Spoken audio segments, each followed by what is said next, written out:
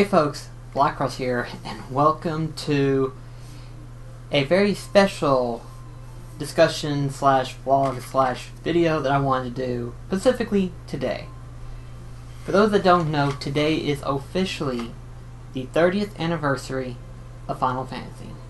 And I have to say I want to thank the original Squaresoft, now Square Enix, for creating the franchise that we have adored, and for many of us who have adored it for the past 30 years. I myself, unfortunately, am a little late to the party of the 30-year mark. But that doesn't mean that I can't share my feelings nor my expressions towards how I felt about the Final Fantasy franchise. So, I figure we go ahead and start things off by talking about how I got into Final Fantasy. So, within each entry that I talk about, I'm going to display the game that follows in coordination of the actual video itself. So, without further ado, here's my story of Final Fantasy. So, just to kind of let you guys know, my favorite video game of all times is, of course, Kingdom Hearts 1. And will always be Kingdom Hearts 1. For reasons, Kingdom Hearts 2 is good on its own, but it does have something that does make the game a little lesser than Kingdom Hearts 1 being the superior, in my personal opinion. I know a lot of you guys still love Kingdom Hearts 2, and that's fine, but for me, Kingdom Hearts 1 is my ultimate favorite. But with that being said, during that time period that I got into Kingdom Hearts and everything like that, I was evolving from where I would watch Disney movies over and over and over and over again. And keep in mind, this was back on VHS days. So by the time the VHS was done, I would take it out, put it in the rewinder, which if you don't know what that is, the black box that you put the VHS, slide it in, push it down, it rewinds the film all the way to the beginning, pops it back up, you're able to pull that and push it into the VHS player. Yeah, that's old school. But thank goodness we have DVD players. Oh my gosh, they're so helpful. But aside from that point, Disney had released a bunch of VHS copies of all of the Disney movies that they have done over the years. And of those DVDs, at the end of each, not DVD, but at the end of each VHS, they had a documentary about how the movie was made, what they did, and what it ended up being, and stuff like that. And I was very fascinated by the documentary behind Disney. So by that point, whenever I was playing through Kingdom Hearts, I wanted to see their bios. You know, I ended up actually reading every bio information regarding each character and stuff like that. And at the end of every Disney character bio, they tell you when they first appeared. You know, for example, Mickey Mouse, he appeared in Steamboat Willie. For Donald and Goofy, I think it was, I can't remember right off back, but I'm pretty sure that it was the musical orchestra was whenever Donald and Goofy first appeared. Officially, that is.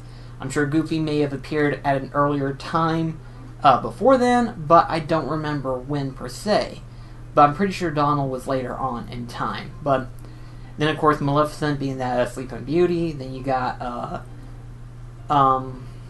Tarzan from the movie Tarzan. So on and so forth. But then I got to the part where I got to, like, what I thought was the Kingdom Hearts characters. You know, being that Sora, Riku, Kairi, and at the time, Leon, Yuffie, Aeris, Cloud and stuff. I thought those were official Kingdom Hearts characters. That was whenever I was wrong. At the end of all those character bios, with the exception of Sora, Riku, and Kairi's, the Final Fantasy character bios would tell you what game they came from. For example, Leon's was from Final Fantasy VIII, Yuffie, Final Fantasy VII, Cloud, Final Fantasy VII, Aeris, Final Fantasy VII. You get the point. The point is, majority of them came from Final Fantasy VII. But I was getting to a point where I was like, what's Final Fantasy? I've never heard of that. So then I asked my friends, I was like, what's Final Fantasy? And the majority of the comments was like this. It was like, he's serious, right? Is he serious? You gotta be kidding me. You've never heard of Final Fantasy? No, I hadn't. Not even Final Fantasy VII. What is Final Fantasy VII? And they're like, oh my gosh, the best game of all time! That was literally the reaction to some degree. It may not be exact, but they preach Final Fantasy VII like it was the best game of all time, which, to my opinion, is right now considered to be the best Final Fantasy game out there, but that's my opinion alone. So then I decided to go into the ideal of like, okay, well, I probably need to try playing these Final Fantasy games, because since the characters are in Kingdom Hearts, I need to at least be more familiar with the characters from these other games. You know? They may not be directly connected, but they're in Kingdom Hearts, so I kind of like to know more about these characters. The first Final Fantasy game that me particularly played was Final Fantasy X. Now, here's the funny thing. Most people would tell you that your very first Final Fantasy game is going to be your favorite. And for some people, it was either 7, 6, 10, 12, so on and so forth. With me, my very first one was Final Fantasy X. And while it's not my absolute favorite, it is, however, my second favorite. But it's my best friend TJ's absolute favorite game of all time. Which is funny, because for the longest time I thought it was Ratchet and Clank. It was actually Final Fantasy X, which is interesting, actually. But I remember the first time me and TJ picked up Final Fantasy X. I want to say we were like, at this point in time, we were probably 14 or 15 years old. We picked it up at this EB Games, which, if you don't know what that is, it's a gaming company, sort of like GameStop, where they trade and sell games, you know. But that one has slowly died out since then. That was years ago, of course. Remember, 14, 15 years old versus 28 old self. But, so me and TJ, we were in there and we saw the title Final Fantasy X. We were like, okay, we've been wanting to get into the series, so let's go play it. Let's pick it up and play it. TJ got his own copy. I got my copy later on, but when TJ got his copy, we both spent the night at my place, and we played. I can't say for sure how many hours we played, but for some people who's played Final Fantasy X, they can probably get a guess as to how many hours we played it. We played it from the very beginning all the way up until you got to the temple where Shiva's in, and we beat Seymour. And that was like the farthest we've gotten in that game, that one night. And we were just fascinated by the world. We loved it so much. And that was whenever our hardcore RPG fanaticism came into action.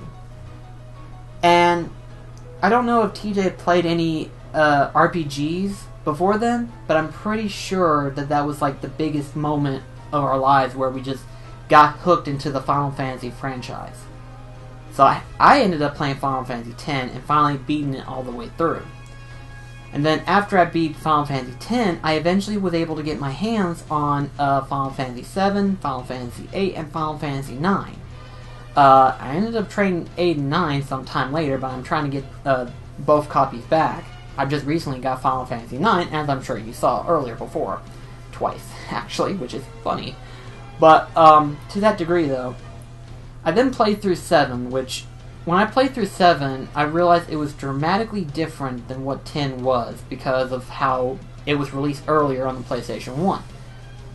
But I ended up enjoying myself playing 7. I enjoyed the story, I loved it, the graphics at the time, I loved the gameplay of it, and I loved how in-depth everything was, you know. It was so widened, it was so massive.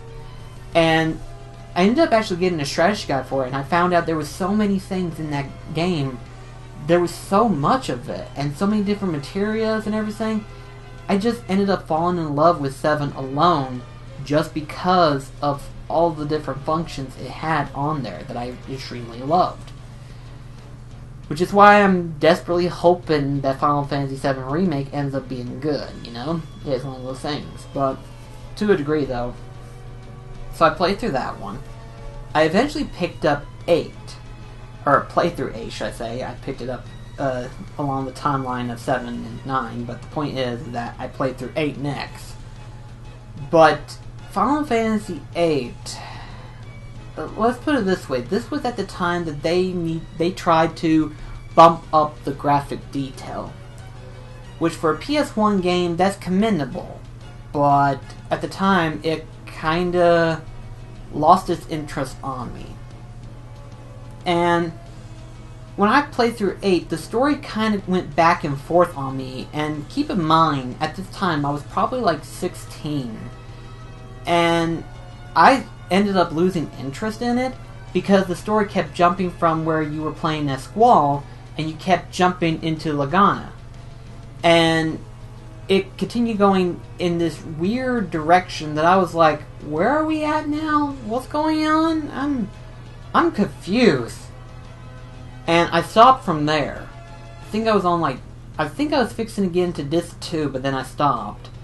So then I picked up Final Fantasy IX and played through it. And I enjoyed the heck out of Final Fantasy IX. I love the characters. I love how they had it semi-cartoony, but at the same time, really good graphic tone. And the story itself was very fascinating too. I enjoyed the story heck out of it and everything.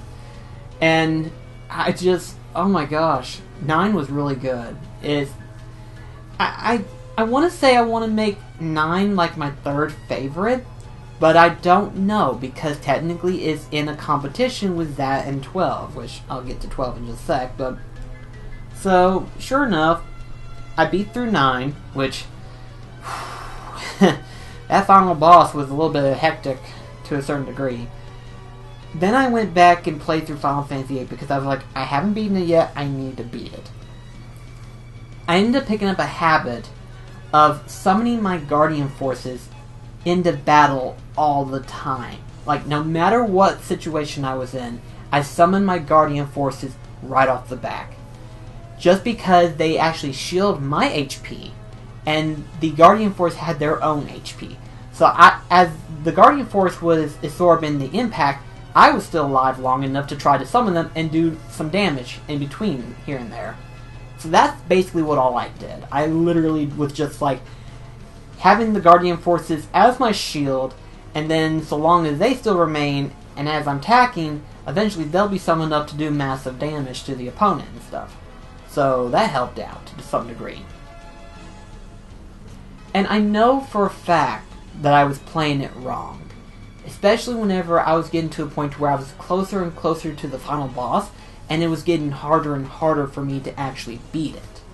And then I got to the final boss, which I still don't know how I beat the final boss. I really don't know how. Especially considering the fact that's a 4-stage boss fight. Holy crap. That was insane. The hardest one was actually the third phase. The second phase was a little bit difficult, but I was like, I finally got through it, but the third phase was what killed me the most. And when I finally got to the fourth phase, I was like, what am I looking at? What is this thing? What the hell is this thing? And it just, at that point, Final Fantasy VIII grew on me a little bit, but because of the fact that I just had beaten it, it was already too late. So I do want to replay through 8 whenever I get to that point in time. And then, of course, 9, 7, everything else.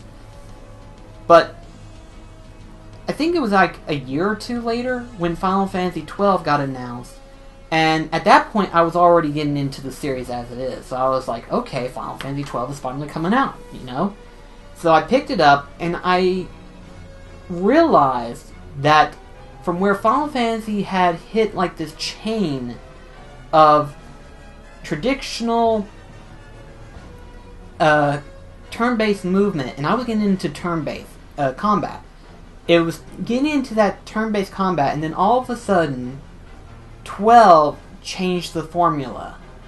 And I was like, okay, it's kind of turn-based, but it's not. What? And at first I didn't like it, but the story and everything else involving 12 I ended up enjoying. So then I was like, okay, this isn't as bad as what I thought it was. And of course the original attention that got me interested in 12 to begin with was Dragon Quest VIII, which is another favorite RPG of mine. If those of you that remember, when it came out for the PS2, they released a demo disc for Final Fantasy XII, and that's how I played the demo of Final Fantasy XII, was through that. And then, of course, I played through 8 and loved the living heck out of it. But I played through 12 and I actually enjoyed it. And my only complaint about 12 that I will have is that the secret bosses, the 2 secret bosses, have way too much HP for me not to do anything to them. Like, the problem with those particular bosses is that you have to stay with it for like hours on end. I'm pretty sure that whatever that big white thing is, it takes like 2-3 hours before that boss is defeated. And that's if you have the gambit system set to where everyone is okay. No one's going to die. Everyone will be fine. That is pretty much set. And at the time, I was afraid to let my PS2 play no longer than what I usually play, which is like 1-2 hours. But I was like, I really don't want to push the system. So I was like, let's go for the next secret boss. That secret boss, I found out, takes like 5 hours to beat. Even with a preset. It's like, oh my gosh, Square Enix, this is kind of insane. Why'd you make them so freaking ridiculous? I mean, I understand you want to make the game challenging, but why make it to where the bosses themselves take hours on end before you can actually beat them? That was my complaint. But those were just 2 secret bosses that they were optional, and you don't have to worry about doing them. But everything else I did, including getting all of the Zodiac summons, as well as do every quest that ever came up into that game, as well as every hunt. And I enjoyed the living heck out of 12. That was fun. I think that's what made me enjoy the hunts in any game out there that made me enjoy the games more, was that the hunts gave you basically optional quests that you can go throughout the entire time you're playing the game. And it was fun. I actually enjoyed it. Then, going through years later, I ended up actually wanting to get interested in playing the other Final Fantasy games. But I was like, I didn't know how to get access to them, because at the time, I wasn't really making any money. Or at least a large amount of money to pay for everything, you know? So, then, Final Fantasy 13 came out at the time. And when 13 came out, it's funny. I'm going to tell you exactly what happened during that time period. Before 13 got released, everyone was hyped. Everyone was ready. Everyone was like, this looks freaking amazing. This looks absolutely mind-blowing. And it was. But then after it got released, about 2 weeks, maybe even a month, and it was dead silence. Like, no one talked about 13.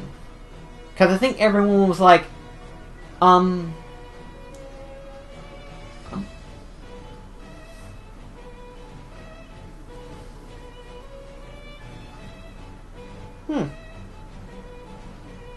This is Final Fantasy, right?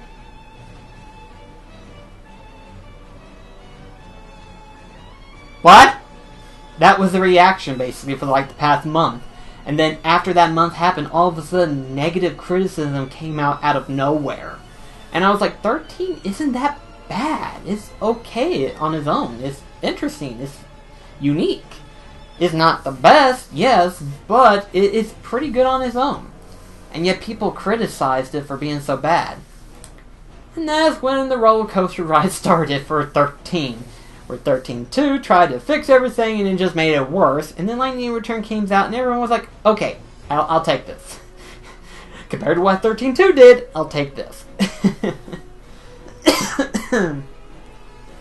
And then I ended up playing through Final Fantasy IV, but it was for the DS.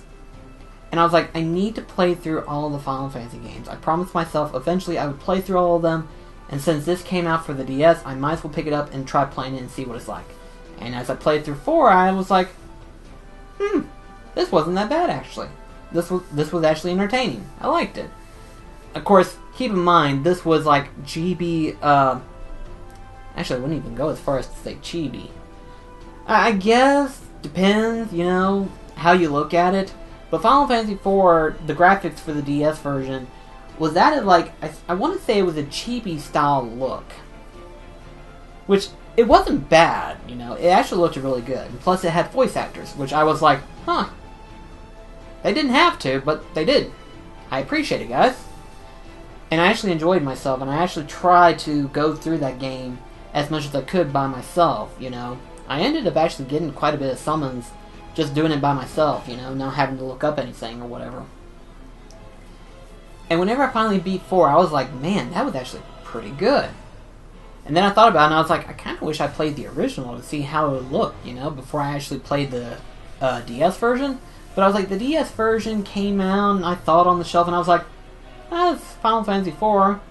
Might as well pick it up, you know. I mean, other than enhanced graphics, I mean, there's not that major of a difference. Is there? But I guess there's only one way to find out, and that's to eventually get the original version and play through it and see what I thought, you know? And thank goodness I have it for PS2, because, well, either way. So, overall, the entire Final Fantasy franchise, every game that I have played, with the exception of, like, some sequels and some prequels and stuff like that, which, by the way, my favorite sequel/prequel that I actually loved would have to be Crisis Core. That game was phenomenal. That was really cool. I loved that. And that was like the only game, on record of course, that's the only game that I will say actually made me cry. I am not gonna lie. I was very teary-eyed. As I was playing through the end of Crisis Core with my PSP, here I am on my bed playing the PSP. All of a sudden, I see that teary-eye ending of Zack dying like that. I was just like, I walked out of there, my eyes are bloodshot, and my face is all red and everything like that. My mom's like, are you okay, honey? Are you alright? I was like, they killed him! They're like, who? They killed Zack! Who's Zack? She's trying to be composure, but at the same time she's like, I have no idea what the fuck's going on. I was like, the main character in my game, and she's like, you're crying about it? I was like, it made me cry. She's like, okay. Because she was like, okay, a video game can make you cry. I did not realize this was possible. But it did. It was that teary of a moment. I definitely loved it, Dress of Cerberus. While it was dramatically different, but for the gameplay that it was using, because of Vincent Valentine, it was interesting. I actually enjoyed that one pretty well. In terms of movies, though, I've not watched the first Final Fantasy, which from what I've heard, a lot of people kind of pushed away because it's not really Final Fantasy-like. Whereas Final Fantasy VII, Advent Children, I remember pirating, and then eventually bought the original DVD, because at the time, I didn't know the original DVD was going to be released in America any time. I was like, I must have Final Fantasy VII Advent Children some way. And eventually, I was able to actually get it on a DVD. And then later on, they finally had it at a Sam's Goody, and then I was like, oh, it's finally here! So then I purchased the DVD, which I still have. Then years later, the Blu-ray edition, the complete edition, finally came out, and I watched that, and I think I have to say I love the complete version versus the first version. The first version is fun to watch, you know, just to compare from the master of the complete edition, but the Final Fantasy VII Advent Children complete edition, let's put it this way, if you're a fan of Final Fantasy VII, this will make you fangasm. I kid you not on that. It will make you fangasm. Just because it includes everything from the past Final Fantasy games, and it works beautifully together. But, I haven't played the sequel to 12, nor have I played the sequel to 4, so I don't know what those are like. 10-2 I have played, but compared to TJ's reaction, he thought it was pretty good. You know, it's not as great as 10 is, but 10-2 was pretty good. I liked it. I thought that the whole sphere grid costume thing, the garment system, was pretty interesting. But at the time, you know, I don't care much for the whole, like, difficulty of getting the alternate ending.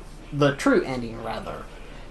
And it was kind of difficult to try to get it, and plus, towards the end, you know, where there's like the secret dungeon that you can go through and stuff like that, that was ridiculously hard. Oh my gosh, that was insane. That is insane. If I ever do something like that, if I ever try to platinum that part of the game, I'm going to go on the easiest difficulty and go from there, you know, see if I can actually beat it. I doubt it, but you never know. Then, of course, I played through 13-2. Unfortunately, like I said, didn't like it that much, but I found it to be easier to platinum than 13 was. I'm still missing the Treasure Hunter trophy on 13. I don't even know if I'll ever get it or not, but if I do, I'll be surprised. But, then, of course, 13-2, it was okay on its own, but I thought that the time paradox thing wasn't necessary, and that was the point that I was like, time paradox in video games are stupid. I hate time paradox in video games, because the worst part about time paradox is they contradict each other. It's like they tell you, okay, to change the effects of the future, you have to change the effects of the past. But then they introduce what happens if something comes from a different period in time and affects the past, thus affecting the future. At that point, I'm like, but wouldn't that affect the thing that came from the middle to affect the past, and that will affect the future? Because then it would affect this thing that's messing up the past, and therefore it would mess up that time period, and then mess up that time period? I was so confused. I was like, okay, so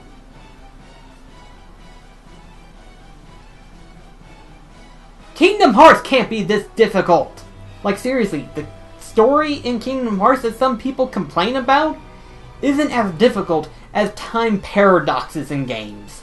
It's bad enough that Kingdom Hearts actually does have a time paradox. Ugh, took me ages to finally figure that part out, which I'm not even sure if I'm correct on that theory, but still, gosh, that was messed up. Lightning Returns was actually pretty enjoyable to some degree. I wouldn't say it was absolutely a phenomenal game, but if I had to say, compared to like 13, it measured up pretty good. It did.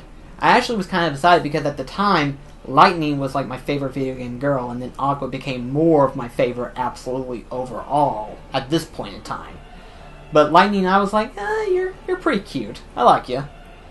But Lightning Returns was pretty interesting, but I haven't platinumed that one because I was like, I mean, it's cool and I like it, but I don't like it enough to where I want to platinum it right off the back. You know? It's one of those things. But I did love the whole 13-day thing, because at the time, I felt like it was like Majora's Mask, which, at the time, I had already beaten Majora's Mask, and then Lightning Return comes out, and I play through it, and it's like, it's literally Majora's Mask. I'm literally playing Majora's Mask. The only difference is, you're not getting Mask. You're just saving people's lives. Interesting. So, and then, of course, 15 versus 13, so on and so forth, finally comes out and everything, and it's like, okay, but to preset it, you know, I was very hyped for this one, because at the time, I was like, why does he look like Cloud? Like, at the time, everyone was like, why does he look like Cloud, but he's all black? Like, completely black. He's like emo kid black. And then some people compare him to Sasuke, which, I guess at this point, it's probably closer to a resemblance as they're ever gonna get, so, but at the time, I was very fascinated, and I was very, very hooked to Versus 13, trying to figure out what was going to be, what was going to happen, and stuff like that. And then eventually just kind of died out, and I just lost interest. And at the time, Type 0 was going to be something else entirely. Like, at the time, after 13 came out, there was Type 0 and Versus 13, and it was just, like, completely unique, and everyone was like, what is this going to be? What is this going to be? What's going to happen with these two games? And it just, after so long, it just died out. And then eventually, Final Fantasy 15 got revealed, and I was like, well, looks like I'm going to be getting the PS4 or Xbox One, which I ended up getting the PS4. And then eventually, Type 0 got revealed, and I was like, huh, Type 0. But what got me interested in Type 0 that made me purchase Type 0 to begin with was none other than the Final Fantasy 15 episode Dissidia. And I was like, well, I know what Final Fantasy I'm going to get next, Type 0. Which I actually enjoyed at Type 0. That one was actually pretty good. Compared to what I had beforehand. You know, at the time I was playing through The Last of Us and Type 0. I ended up playing through Type 0 more than The Last of Us. I kind of left that to the side, and then I played through Type 0. And that what made me kind of say to myself, I shouldn't play two games at the same time, because I'm going to end up in this tug-of-war of where something's going to pull me more than the other one. And I know a lot of people say, well, The Last of Us is way better than Type 0. No! Look who you're talking to! RPG buff. Yeah. Final Fantasy is going to pull me any day versus Last of Us. Never mind Last of Us 2. Ugh. Anyway, I'm going to end up pissing people off on that comment. I do apologize on that one. But, and then of course 15 comes out finally, and like I said, I'm still on the fence with 15, but I'm not going to do any more negative comments or anything like that until everything gets released and they reveal like an Ultimate Edition of Final Fantasy 15, Complete Edition, stuff like that. You get what I'm saying. The point is, after everything gets updated and stuff like that, they'll reveal a Complete Edition. I know they will. I mean, it's 15 for crying out loud. Their marketing campaign is out of control. They're going to release something for it. You know, they're going to do that.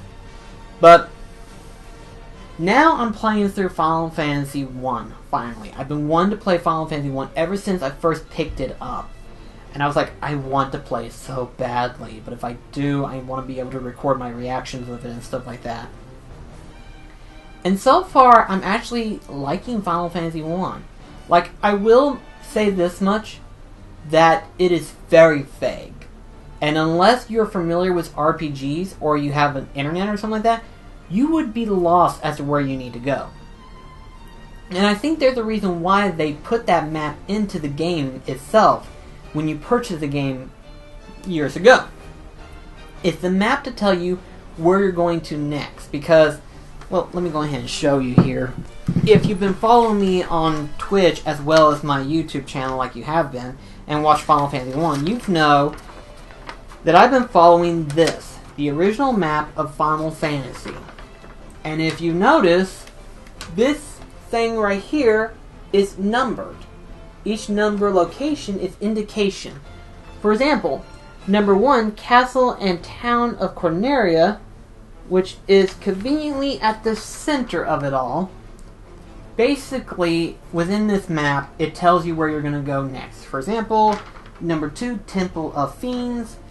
That's where you go next. After that, once you do that and talk to the king in Corneria, you then make your way to 3, which is North Bridge. After that, Lamonta's Cave, Provoca, so on and so forth. Point is, it's numbered to where you're going to go in order.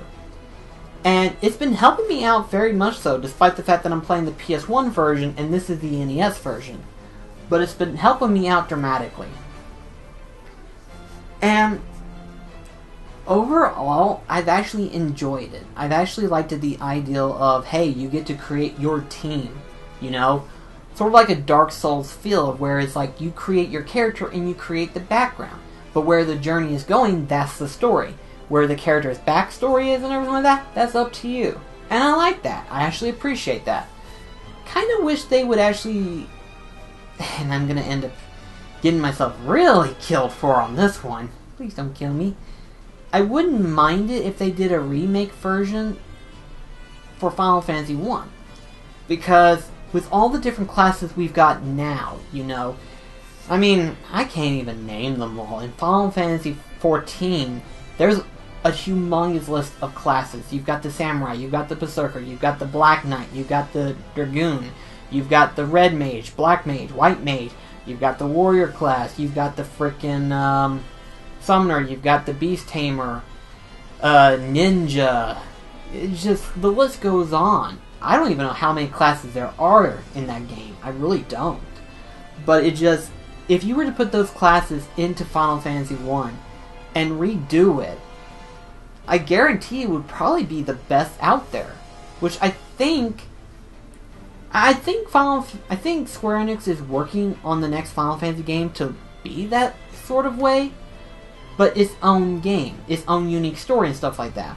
Because from what I've heard from different news articles and stuff like that, Square Enix has said the next new Final Fantasy game that they're going to release is going to be more or less like Legend of Zelda Breath of the Wild. Now, this can be good news or bad news. I say good news or bad news because Breath of the Wild looks amazing. I love the idea that it just basically allows you to explore any part of the world. You can climb any mountain, you can go anywhere, there's no restrictions. You can go anywhere you want to.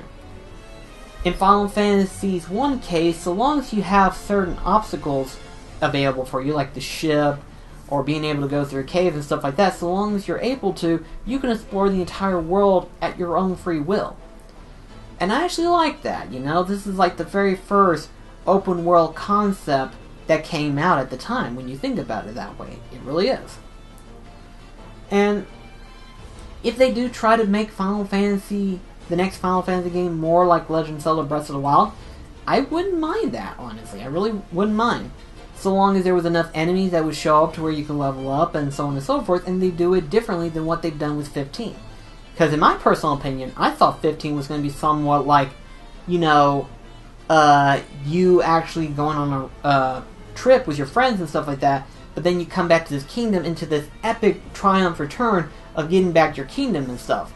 And in a sense it kind of is, but it's going a very slow way of doing it. Like, we're talking like kind of a smooth flatland. Record there's a bunch of stuff in your way, but you can get through it regardless. I just hope that the next Final Fantasy game that they reveal to us is that it tries to go back into the element of Final Fantasy. It tries to bring itself into a new field of vision and try to renew itself, you know? Final Fantasy X sort of did that, but not in a very well executed way, I thought, you know? I mean, it did a good job. It really did. And if it wasn't for the 10-year wait gap that we had, it wouldn't have been that bad. I guarantee you Final Fantasy 15 would have surpassed itself with no problem, had it been revealed sooner, or had it been done better. But because of the 10-year gap, it kind of hurt itself, you know? So, whatever Final Fantasy game Square Enix works on, I'm looking forward to it. I know for a bunch of Final Fantasy fans, regardless of what happens, they're looking forward to it. And I hope for the majority of you guys, I hope you guys are looking forward to me playing through the other Final Fantasy titles that I've never played before, and am now getting the chance to finally play through them. Because I'm excited to play through them. I really am. I can't wait. So, anyway though, that's going to be it for this video. Thank you so much for watching. Let me know in the comments below, what's your favorite Final Fantasy game? Like, which one is it? Is it 7? Is it 6? Is it 10? Or, on a rare occasion, is it the original Final Fantasy 1? I'm actually kind of curious on that one, so thank you so much for watching. I'll see you next video. This is BlackCross signing off. Take care, guys.